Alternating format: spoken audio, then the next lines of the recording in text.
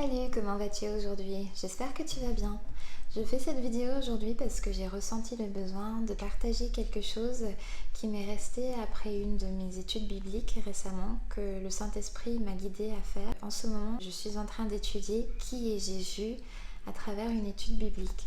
Donc je vois à travers cette étude les choses que Jésus a accomplies, des choses qui étaient écrites, les choses que Jésus a dit être, les choses que Jésus a faites, les choses qu'il a dites, la manière dont il a vécu sa vie sur terre et aussi les choses à venir.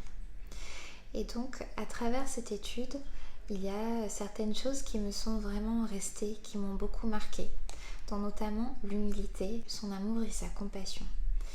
Et ce que l'on voit de manière assez frappante, c'est que Jésus, tout au long de sa vie sur terre, a vécu une vie très humble et simple.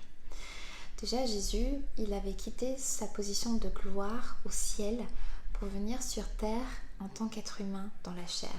Une autre chose, c'est que Jésus ne cherchait pas la gloire. Jésus ne cherchait pas la popularité. Il ne cherchait pas à être aimé. Même si lui aimait et avait la compassion envers les autres, il ne cherchait pas à être aimé ni à être populaire. D'ailleurs, l'amour véritable que Jésus a exprimé, c'était de toujours partager la vérité de la parole de Dieu autour de lui. Et cela a souvent d'ailleurs mené à ce qu'il soit détesté ou méprisé par les personnes à qui il parlait, parce que la vérité n'était pas toujours la bienvenue là où il allait. Et parfois, la raison était parce que les gens n'étaient pas prêts à être confrontés à certaines vérités qui les rendaient mal à l'aise, qui leur faisaient se rendre compte de leur vie de péché. Et de ce fait, Jésus avait été méprisé. Autre chose, c'est que Jésus, malgré sa position de roi des rois et de seigneur des seigneurs, Jésus n'a pas cherché à ce qu'on lui serve. Jésus d'ailleurs a dit qu'il était venu non pas pour être servi, mais pour servir. Et Jésus, il a même pris la position d'humilité de laver les pieds de ses disciples.